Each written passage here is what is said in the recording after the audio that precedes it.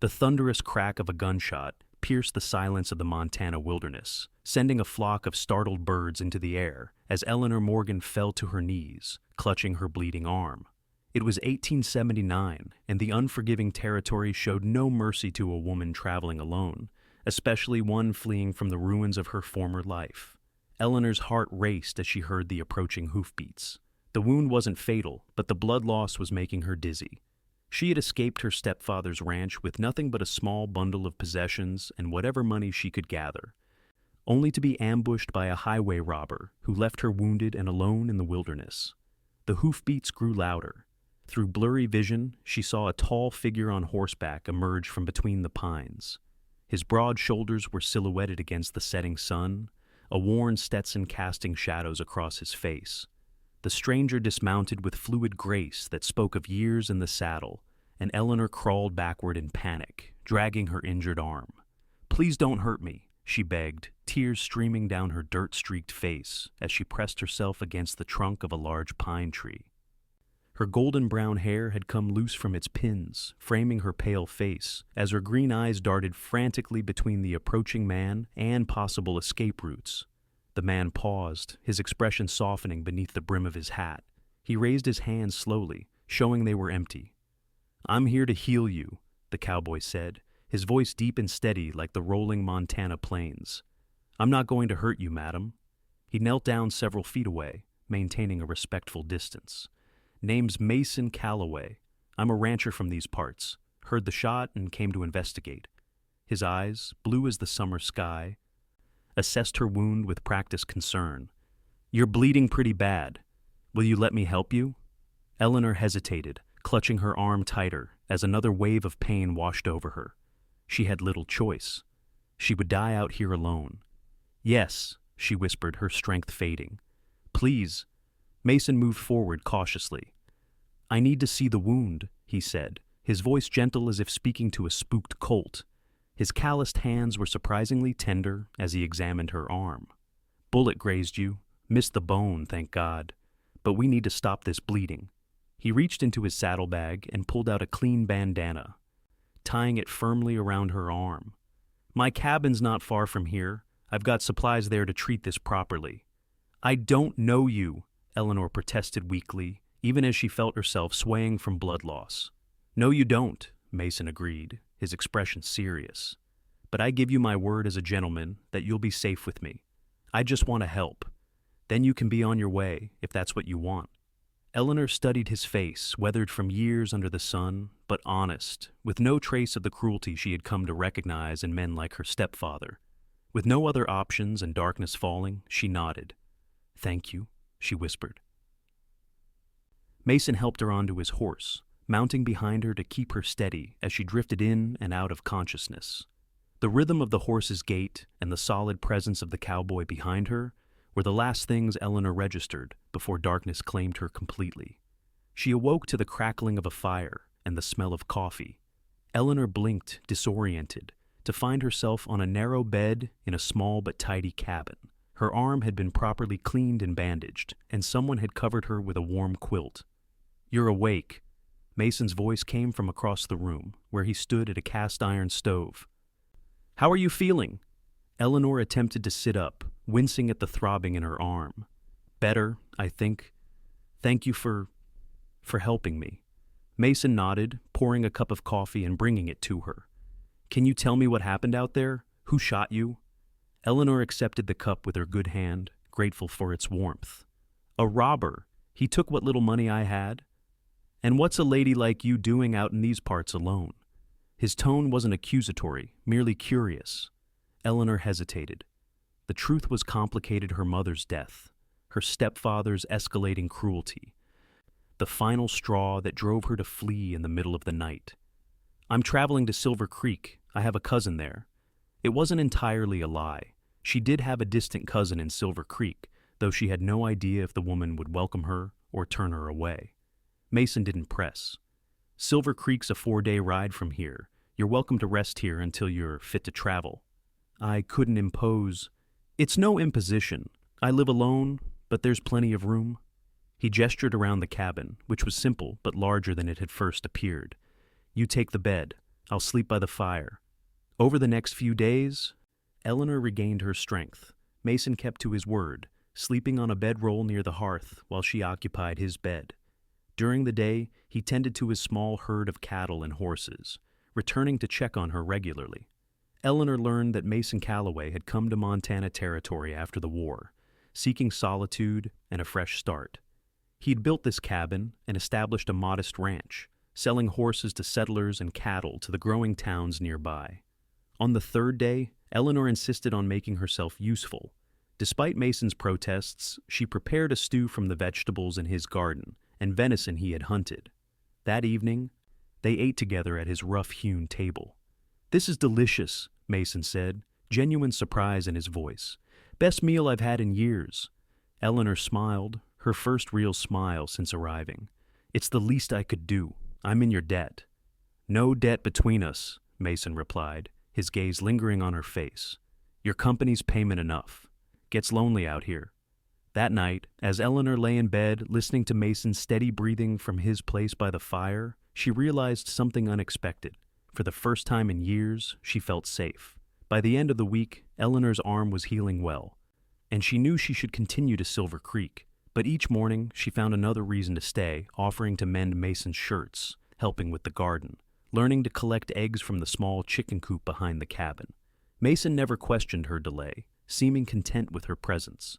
He was a man of few words, but showed his thoughts through actions, bringing her wildflowers he found, while checking his fence lines, carving a comb from wood when hers broke, teaching her to ride his gentle mare. One evening, as they sat on the porch watching the sunset paint the mountains in shades of gold and purple, Eleanor felt she owed him the truth. "I wasn't just traveling to Silver Creek," she admitted, staring at her hands folded in her lap. "I was running away." Mason remained silent, giving her space to continue. "My mother died 3 years ago. My stepfather—" She swallowed hard. "He wasn't a kind man. After Mother died, he became worse. He started drinking more, and when he drank, he—" Her voice faltered. "Did he hurt you?" Mason asked quietly, a current of controlled anger beneath his words. Eleanor nodded. "Not at first, just cruel words, threats. But recently She unconsciously touched a fading bruise on her wrist.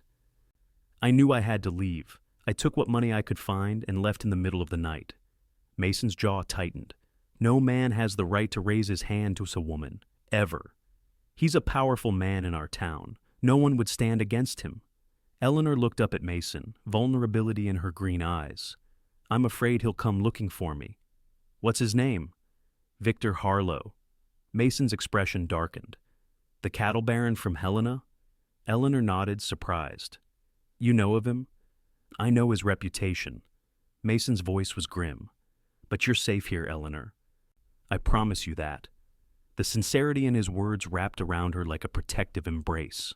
Without thinking, Eleanor reached out and placed her hand on his. His skin was rough from years of ranch work, but his touch was gentle as he turned his hand to hold hers.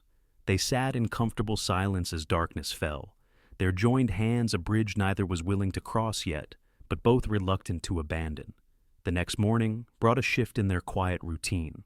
Mason seemed distracted at breakfast, his eyes frequently drifting to Eleanor when he thought she wasn't looking. "I need to ride into town for supplies," he finally said. "Will you be all right here alone?" Eleanor nodded. "Of course. I'll tend to things while you're gone." Mason hesitated, then reached into a drawer and pulled out a revolver. "Do you know how to use this?" Eleanor eyed the weapon warily. My real father taught me before he died." "Good."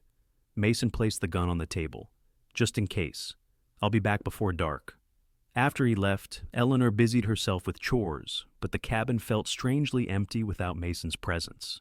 She realized how quickly she had grown accustomed to him, his quiet strength, his respectful manner, the way his eyes crinkled when he smiled. By afternoon, dark clouds gathered on the horizon. Eleanor watched nervously as a summer storm approached, hoping Mason would return before it hit. When the first heavy raindrops fell, she hurried to bring in the laundry from the line and secure the chicken coop. The storm intensified quickly, rain lashing against the cabin windows as thunder rolled across the valley. Eleanor stoked the fire and lit a lamp creating a beacon of warmth against the growing darkness outside. When she heard hoofbeats over the storm, relief flooded through her. But as she moved to the window, she realized something was wrong. Instead of Mason's familiar silhouette, she saw 3 riders approaching. Fear gripped her heart as lightning illuminated their faces. She didn't recognize 2 of them, but the man in the middle, tall and broad, with a distinctive silver beard, was unmistakable. Victor Harlow had found her. Eleanor's hands trembled as she grabbed the revolver Mason had left. She checked that it was loaded, just as her father had taught her, and positioned herself by the door. The riders dismounted and heavy boots thumped on the porch. "Eleanor!" Victor's voice boomed over the storm. "I know you're in there, girl. Come out now, and I might forgive your theft." Eleanor remained silent, the gun steady in her hands.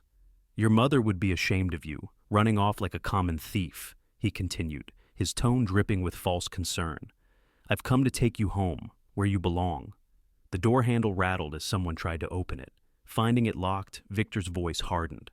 "Open this door, or we'll break it down." Eleanor steeled herself. "Leave, Victor. I'm not coming back." A pause, then a cold laugh. "So you can speak. Good. Now, be a good girl and open the door. Don't make this uglier than it needs to be." "I said leave." Eleanor's voice was stronger now, fueled by the memory of every bruise, every humiliation she had endured. "I have a gun, and I know how to use it." Another pause, then the sound of boots moving away from the door. For a moment, Eleanor thought they might be leaving. Then a tremendous crash as something heavy slammed against the door, splintering the wood around the lock. One more hit, and the door flew open. Rain and wind swept in as Victor filled the doorway, his face twisted with rage. Behind him, his 2 hired men waited, hands hovering near their holsters. "There you are," Victor snarled, taking a step into the cabin. "Put that gun down before you hurt yourself." Eleanor raised the revolver, aiming it at his chest. "Don't come any closer." Victor's eyes narrowed. "You won't shoot me. You haven't got the spine for it." He took another step forward. Eleanor's finger tightened on the trigger, her resolve wavering. Could she really shoot a man, even one as cruel as Victor? Before she could decide, a commanding voice cut through the cabin. "That's far enough, Harlow." Mason stood in the doorway behind Victor's men, his own revolver drawn. Rain had soaked him to the skin, plastering his dark hair to his forehead. But his aim was steady. Victor turned slowly, sizing up the newcomer. "This doesn't concern you, cowboy. The girl is my stepdaughter. I'm taking her home." "The lady isn't going anywhere she doesn't want to go," Mason replied, his voice calm but unyielding. "Not from my home." Victor's face darkened. "You're harboring my property." "She's not property," Mason interrupted, disgust evident in his tone. "She's a person who's made her choice. Now, you and your men are going to mount up and ride out, or there's going to be trouble." Victor looked from Mason to Eleanor, calculating his odds. 3 against 1, but the cowboy had the drop on them, and Eleanor still had her gun trained on Victor's chest. "You're making a mistake," Victor warned. "Do you know who I am?" "I know exactly who you are," Mason replied, "and I know what you've done. Now get out." For a tense moment, Eleanor thought Victor might order his men to draw. Then, with a cold smile, he stepped back. "This isn't over. No one crosses Victor Harlow." "It's over," Mason said firmly. "And if I ever see you on my land again, I won't be so hospitable." With a final glare at Eleanor, Victor backed out of the cabin. "You'll regret this, girl. Both of you will." Mason kept his gun trained on the men until they mounted up and rode away into the storm. Only then did he holster his weapon and close the damaged door as best he could. Eleanor lowered the revolver, her hands shaking now that the danger had passed. "How did you know?" she asked. "I overheard talk in town," Mason explained, shrugging off his wet coat. "Harlow's men were asking questions about a young woman traveling alone. When they described you, I rode back as fast as I could." Eleanor set the gun down and crossed the room to Mason, throwing her arms around him in gratitude. He stiffened in surprise, then slowly returned the embrace, his arms gentle around her. "Thank you?" she whispered against his chest, not caring that his shirt was soaked through. "Thank you for coming back." Mason's hand came up to stroke her hair. "I'll always come back for you, Eleanor." The words hung in the air between them, loaded with meaning neither was ready to fully acknowledge. Eleanor pulled back slightly, looking up into Mason's face. Raindrops clung to his eyelashes, and something vulnerable flickered in his eyes. Slowly, giving her every chance to pull away, Mason lowered his head. Their lips met in a kiss as gentle as morning light, tentative at first, then deepening as Eleanor responded, her fingers curling into the fabric of his shirt. When they finally parted, Mason pressed his forehead to hers. "I know it's too soon," he murmured. "You've been through so much." Eleanor touched his cheek. "It doesn't feel too soon. It feels like finding shelter in a storm." That night, despite the damaged door and the lingering threat of Victor's return, Eleanor slept peacefully. For the first time, Mason didn't sleep by the fire, but in the bed beside her, his arm protectively around her waist, both still clothed, the intimacy of their closeness enough for now. In the morning light, Eleanor awoke to find Mason already up and repairing the door. She watched him work, admiring the strength in his shoulders, the concentration on his face. "We need to talk about what happens next," she said, when he paused to take a drink of water. Mason set down his tools, giving her his full attention. "What do you want to happen next?" Eleanor took a deep breath. "I still need to get to Silver Creek. I need to establish myself, find work." A shadow passed over Mason's face, but he nodded. "I understand. I'll take you there when you're ready." "But," Eleanor continued, moving closer to him, "I also don't want to leave this, whatever is starting between us." Hope flickered in Mason's eyes. "Then don't leave. Stay here, with me." "It's not that simple," Eleanor explained. "If I stay now, I'll always wonder if I stayed because I needed protection, not because I chose you. I need to stand on my own 2 feet first." Mason considered her words, then slowly nodded. "You're right, and I respect that." He took her hand. "But I want you to know that my door will always be open to you, whether it's a week from now or a year." Eleanor squeezed his hand. "I won't take a year, I promise." The journey to Silver Creek took 2 days, with Mason insisting on escorting her the entire way. They rode side by side, talking more openly than before, learning each other's stories. Eleanor learned that Mason had fought for the Union in the war, returning home to Illinois to find his family farm sold to cover debts, and his fiancée married to another man. With nothing left to keep him there, he had headed west to start fresh. "I never expected to find someone again," he admitted as they made camp the first night. "I came out here to be alone." Eleanor smiled, leaning against him as they sat by the fire. "And yet, here I am, disrupting your solitude." "Best disruption I could have asked for," Mason replied, pressing a kiss to her temple. When they reached Silver Creek, a growing but still small town nestled between mountains, Mason helped Eleanor locate her cousin, Martha Wheeler. To Eleanor's relief, Martha, a widow who ran the local dressmaking shop, welcomed her warmly. "You can stay with me as long as you need," Martha assured her after hearing a sanitized version of Eleanor's situation. "And I could use help in the shop, if you're handy with a needle." The moment of parting with Mason was harder than Eleanor had anticipated.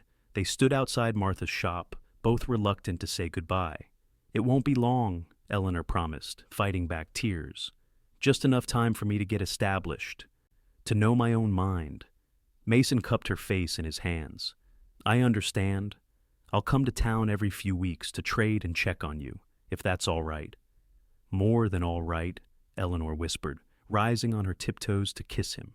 As Mason rode away, Eleanor felt both a pang of loss and a surge of determination.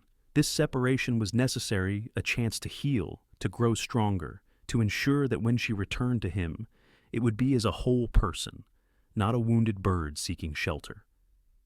Life in Silver Creek quickly fell into a pattern. Eleanor moved into the small room above Martha's shop, learned the dressmaking business, and slowly began to make friends in town. Her skill with a needle proved valuable, and soon she was contributing significantly to the business. True to his word, Mason visited every few weeks. Each time, their reunion was sweeter, their parting harder. They would walk together through town, have dinner at the small hotel restaurant, and talk for hours about everything and nothing. 2 months into her stay, Eleanor received news that shook her newfound stability. Martha burst into the shop one morning, newspaper in hand. "Have you seen this?" she asked, spreading the paper on the cutting table. Eleanor glanced down at the headline. Cattle Baron Harlow expands empire, purchases Silver Creek mines. Cold dread washed over her as she read the article. Victor had bought the silver mines that were the town's primary source of income and employment. It was a strategic move that gave him enormous influence over Silver Creek. "This can't be a coincidence," Eleanor whispered. Martha squeezed her shoulder. "Perhaps not, but Silver Creek isn't Helena. People here don't know him yet. They'll judge him by his actions, not his reputation." But Eleanor knew better. Within weeks, Victor's influence began to spread through Silver Creek like a slow poison. He installed his own men in key positions, raised rents on properties he acquired, and made it known that he planned to build a grand house overlooking the town. When Mason visited next, Eleanor shared her fears. "He's doing this because of me," she said as they walked along the creek that gave the town its name. "He's coming here to show me that I can't escape him." Mason's expression was grim.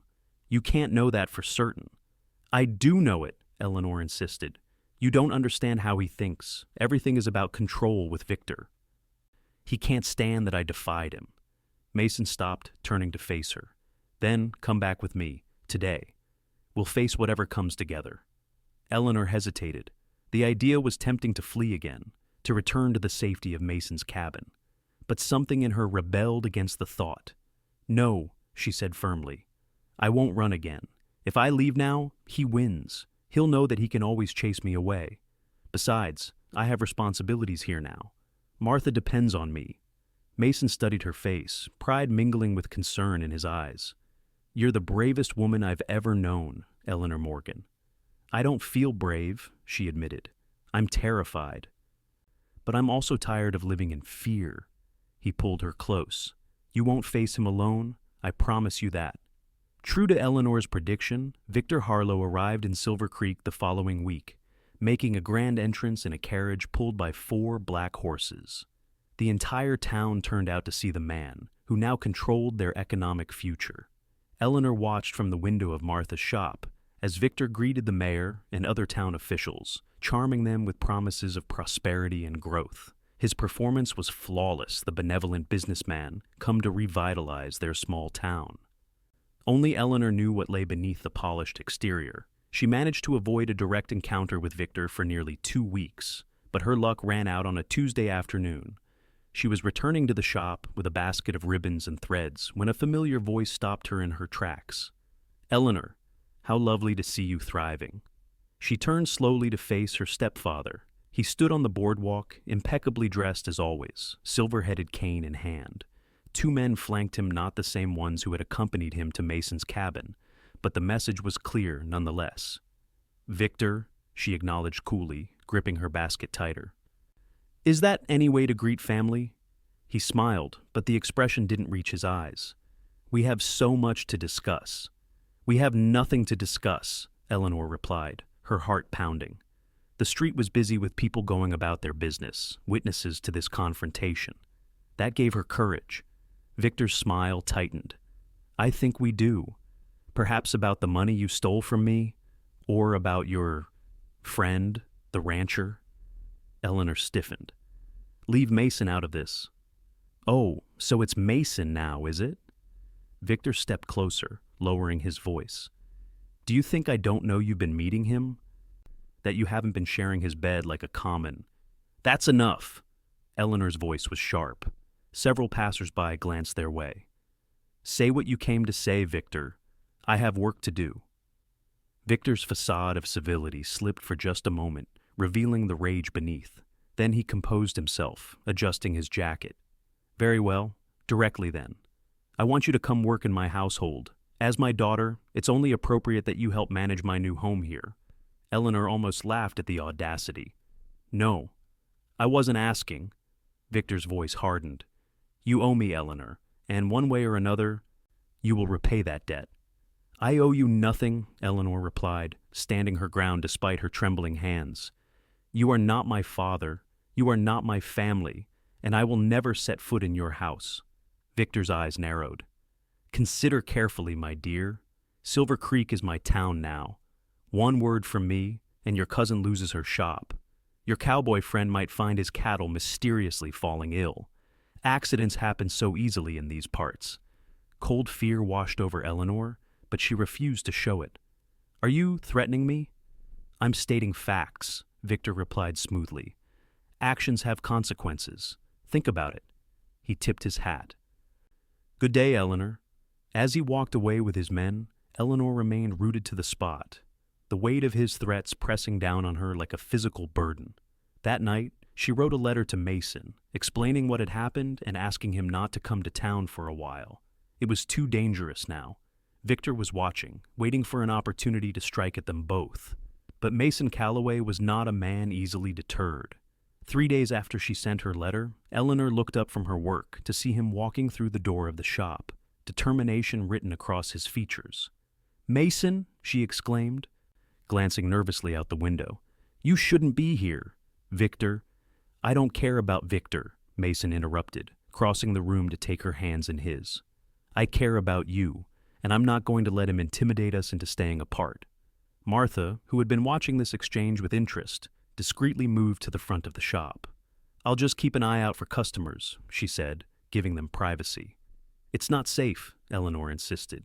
"He threatened you specifically." "Let him threaten," Mason replied. "I didn't survive the war and 10 years in this territory to be scared off by a bully in fancy clothes." Despite her concerns, Eleanor felt a surge of hope at Mason's confidence. "What do we do?" "First, we stop hiding," Mason said firmly. "We walk down the main street together, have dinner at the hotel, show everyone that we're not afraid of him. And then," a smile tugged at Mason's lips, "and then we get married." Eleanor blinked, certain she had misheard. "What?" Mason's expression softened. "That came out wrong. I'm not proposing because of Victor." He reached into his pocket and pulled out a small velvet pouch. "I've been carrying this around for weeks, waiting for the right moment." From the pouch, he produced a simple gold ring set with a small pearl. "It was my mother's," he explained. "I was going to ask you next month on the day we first met, but I can't wait any longer." He dropped to one knee right there in the middle of Martha's shop. "Eleanor Morgan, I love you. I've loved you since the day you sat at my table and shared a meal with me. I want to spend the rest of my life with you. Victor Harlow be damned. Will you marry me?" Tears welled in Eleanor's eyes. "Yes," she whispered. "Yes, I will." Mason slipped the ring onto her finger, then stood and pulled her into a kiss that promised forever. Martha, who had abandoned all pretense of not listening, clapped her hands in delight. "Oh, how wonderful! We must celebrate." As if on cue, the shop bell jingled, and 3 of Eleanor's friends from town entered. Seeing the embrace and the ring, they immediately erupted in excited congratulations. By evening, news of the engagement had spread throughout Silver Creek. The town, already fond of Eleanor and impressed by the straightforward Montana rancher who visited her so faithfully, embraced the romance as a welcome distraction from the growing tension caused by Victor's presence. The hotel restaurant owner insisted on hosting a small celebration dinner that very night. Eleanor and Mason found themselves surrounded by well-wishers, including the mayor and his wife. "It's good to see young love flourishing in our town," Mayor Jenkins said, raising a toast, "to the happy couple." As glasses clinked and congratulations flowed, Eleanor caught sight of one of Victor's men watching from the doorway. Their eyes met briefly before he turned and left, no doubt to report back to his employer. "He'll know by morning," she murmured to Mason. "Good," Mason replied, his arms secure around her waist. "Let him know. Let everyone know." They decided to marry in 2 weeks' time, long enough to prepare, but soon enough to outpace whatever scheme Victor might be devising. Martha threw herself into creating a wedding dress for Eleanor, while Mason rode back to his ranch to make preparations for his bride's arrival. "I'll be back in a week," he promised as they said goodbye. "And then we'll never be separated again." The days after Mason's departure passed in a blur of wedding preparations and increasingly worrying signs of Victor's displeasure. Martha received notice that her rent would double next month. The hotel owner who had hosted their engagement dinner found his liquor delivery mysteriously delayed. Still, the town rallied around the couple. People Eleanor barely knew offered wedding gifts, help with preparations, and words of encouragement. It seemed Victor had misjudged Silver Creek. The town might depend on his mines economically, but they weren't about to let him bully one of their own. 5 days before the wedding, disaster struck. Eleanor was fitting a customer when Martha burst into the shop, her face ashen. "There's been a fire at Mason's ranch," she said, her voice breaking. "Word just came in." Eleanor's world stopped. "Is he—" "He's alive," Martha assured her quickly, "but hurt. They're bringing him to Dr. Thompson's office now." Eleanor ran through the streets, heedless of the curious stares. When she reached the doctor's small clinic, a crowd had already gathered. She pushed through, desperation giving her strength. Inside, she found Mason lying on an examination table, his face pale beneath a layer of soot. A bandage wrapped around his forearm. When he saw her, relief flooded his features. "Eleanor," he breathed, reaching for her with his good arm. She rushed to his side, taking his hand. "What happened?" "Fire started in the barn," Mason explained, his voice rough from smoke. "Middle of the night. Lost most of the structure, some livestock." He paused, coughing. "Could have been worse. If I hadn't woken up when I did." Dr. Thompson, a gray-haired man with kind eyes, placed a hand on Eleanor's shoulder. "He'll be fine. Some burns on his arm, smoke in his lungs, but nothing that won't heal." "Thank you," Eleanor whispered, not taking her eyes off Mason. "It wasn't an accident," Mason said once the doctor moved away to prepare medication. "Someone set that fire deliberately." Eleanor closed her eyes, knowing without being told who was responsible. "Victor?" Mason nodded grimly. "No proof, of course, but yeah." "This is my fault," Eleanor said, tears threatening. "If I hadn't come into your life—" "Don't," Mason interrupted firmly. "Don't you dare blame yourself for that man's actions." He squeezed her hand. "Besides, if you hadn't come into my life, I'd still be a lonely rancher with nothing but cattle for company." "I'll take a burned barn over that any day." Despite everything, Eleanor found herself smiling through her tears. "You're impossible." "That's why you love me," Mason replied with a weak grin. The doctor insisted that Mason stay in town to recover, arranging for him to take a room at the hotel. Eleanor spent every possible moment with him, helping change his bandages and bringing him meals. 3 days before the wedding, as Eleanor was sitting with Mason in his hotel room, a messenger arrived with a note. "For Miss Morgan," the boy said, handing over an envelope sealed with wax. Eleanor recognized Victor's handwriting immediately. With trembling fingers, she broke the seal and read the brief message. "My dear Eleanor, your stubbornness continues to cause pain to those around you. First your cowboy's barn, now perhaps your cousin's shop. Or maybe something will happen to the church where you plan to exchange vows. The choice is yours. Come to my house tomorrow at noon, alone, and we can discuss terms that will ensure everyone's safety. Your loving stepfather, Victor." Eleanor crumpled the note in her fist, anger replacing fear. "Enough," she said, rising to her feet. "This ends now?" Mason reached for her hand. "What did he say?" She showed him the note, watching as his expression darkened. "You're not going," Mason stated flatly. "It's too dangerous." "I have to," Eleanor replied. "He won't stop, Mason, not until he gets what he wants or until someone stands up to him." "Then I'll stand up to him," Mason said, attempting to rise from the bed. Eleanor gently pushed him back. "You can barely stand, and this is my fight." "It's our fight," Mason corrected, "but you're not facing him alone." Eleanor considered for a moment. "You're right, not alone." The next day at noon, Eleanor approached Victor's newly constructed mansion on the hill overlooking Silver Creek. But she wasn't alone. Behind her walked Martha, Mayor Jenkins, and his wife, Dr. Thompson, and a dozen other townspeople whose lives had been affected by Victor's vindictive tactics over the past weeks. Victor's butler seemed startled by the procession, but showed Eleanor into the study where her stepfather waited. The others remained in the grand entrance hall, a silent statement of solidarity. Victor looked up from his desk, surprise quickly masked by a cold smile. "Eleanor, I see you got my note." "I did," she replied, standing tall despite the fear fluttering in her chest. "I came to tell you that your threats end now." Victor leaned back in his chair, studying her with narrowed eyes. "Bold words from a woman in your position. Did you bring your entourage to impress me?" I brought them because they deserve to hear what I have to say, Eleanor replied, and because they deserve to know what kind of man you really are. She stepped closer to the desk. You've spent your life bullying and intimidating people, Victor. It worked with my mother. It worked with me, for a time. But it won't work anymore. Victor's smile faded. Be very careful, Eleanor. No, you be careful, she countered. Silver Creek isn't Helena. These people won't bow to you just because you own the mines. They've survived hardship before, and they'll survive you. She pulled a folded document from her pocket and placed it on the desk. This is a statement detailing your abuse of my mother and me. It describes how you threatened Mason, how you orchestrated the fire at his ranch. It's signed by me and witnessed by Dr. Thompson, who treated the injuries you inflicted on my mother over the years. Victor didn't touch the paper. Your word against mine. Who do you think people will believe? A respected businessman or a hysterical woman?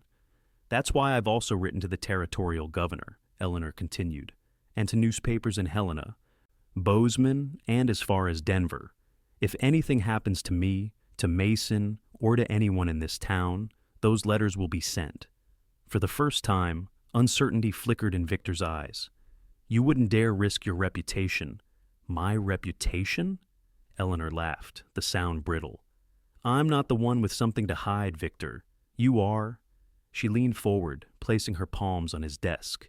Here are my terms. You will stop your campaign against me and everyone I care about. You will conduct your business fairly in this town, and you will never, ever contact me again. Victor stood abruptly, his chair scraping against the floor. You ungrateful little— Choose your next words carefully, Eleanor interrupted, her voice steady despite her racing heart. There are a dozen witnesses in your hall, including the mayor and the town doctor. What happens in this room today will be known throughout Silver Creek by nightfall. For a long moment, Victor stared at her, rage and calculation warring in his eyes. Then, slowly, he sank back into his chair. You've changed, he said finally. Yes, Eleanor agreed. I have. Do we understand each other? After a pause that stretched like eternity, Victor nodded once. Get out of my house. Eleanor turned to leave, then paused at the door. One more thing. I'm not asking your permission, but as a courtesy, I'm getting married in 3 days. After that, I'll be Eleanor Calloway. The Morgan name and any connection to you will be behind me forever. Without waiting for a response, she walked out, closing the door firmly behind her. In the entrance hall, the assembled townspeople looked at her expectantly. It's done, she told them, a weight lifting from her shoulders. Thank you all for standing with me today. As they walked back down the hill toward town, Mayor Jenkins fell into step beside her. That was a brave thing you did, he said. Standing up to a man like that. Eleanor looked ahead to where Silver Creek spread out before them, the place that had become her home. It wasn't just me, she replied. It was all of us. The mayor nodded thoughtfully. You know, the town council meets next week.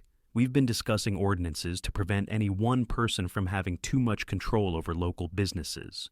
Your perspective would be valuable. Eleanor smiled, surprised and pleased. I'd be honored to help.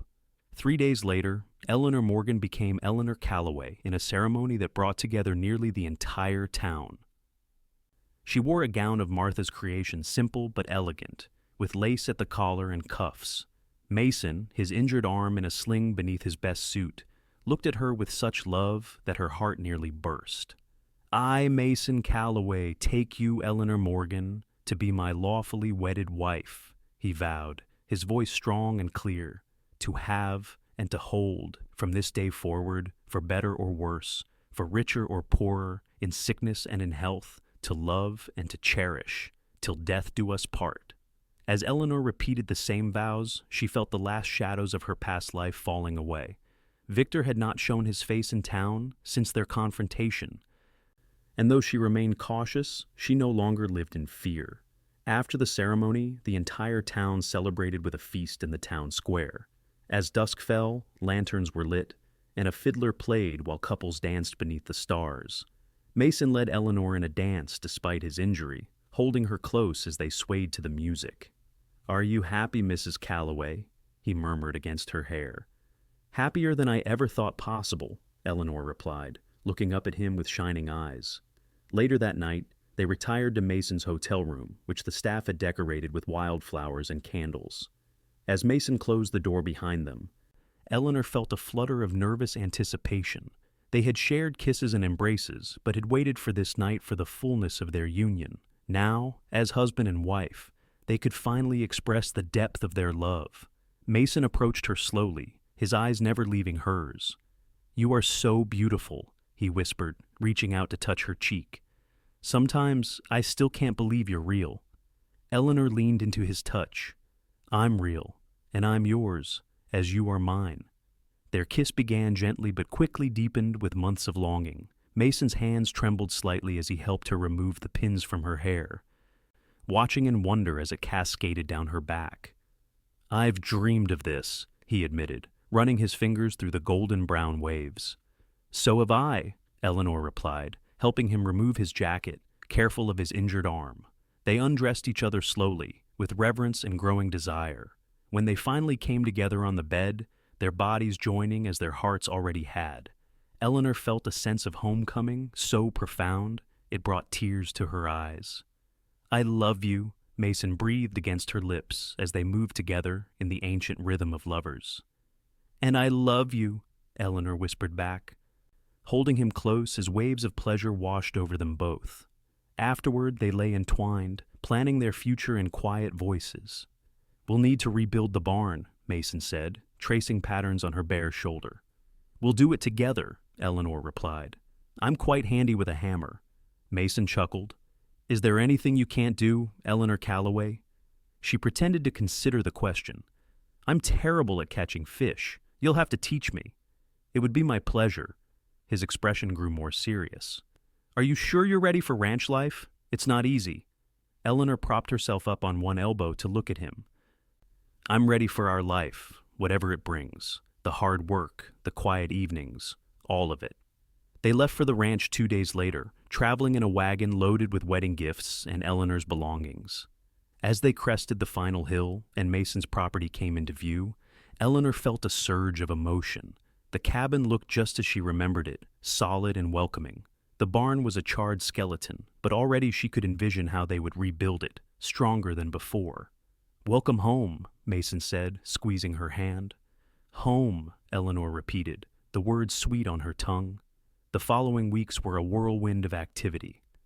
Friends from town came to help rebuild the barn, turning the project into a community effort. Eleanor planted an expanded vegetable garden and learned to care for the chickens and the 2 milk cows Mason had recently acquired. In the evenings, they would sit on the porch watching the sunset, sometimes talking about their day, sometimes sitting in comfortable silence, simply enjoying each other's presence. Word reached them that Victor had left Silver Creek, returning to Helena after appointing a manager to oversee the mines. Whether it was Eleanor's stand or the town's united front that drove him away, she couldn't say, but the relief was palpable. As summer turned to fall, Eleanor discovered she was with child.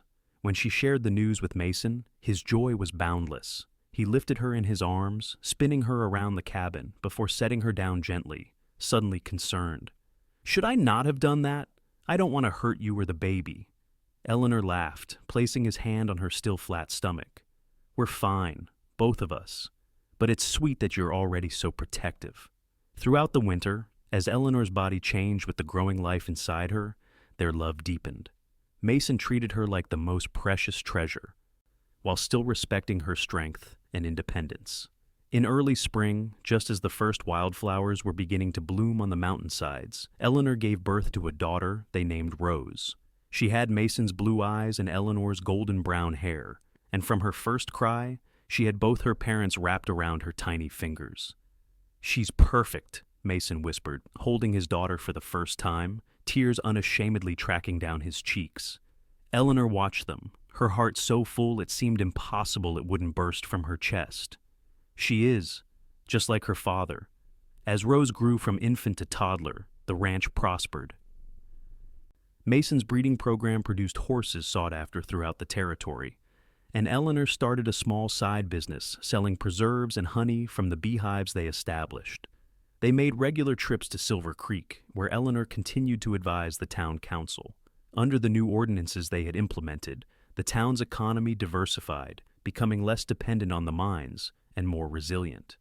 On the third anniversary of their wedding, Mason surprised Eleanor with a gift, a small pianoforte delivered all the way from Denver. "You mentioned once that you used to play as a girl," he explained as she stared at the instrument in amazement. "I thought you might like to teach Rose someday." That night, after Rose was asleep, Eleanor played for the first time in years, her fingers finding the notes to a lullaby her mother had taught her. Mason sat beside her on the bench, entranced. "That was beautiful," he said when she finished. "Thank you for this gift," Eleanor replied, leaning against his shoulder, "and for everything else, for saving me that day in the woods." Mason shook his head.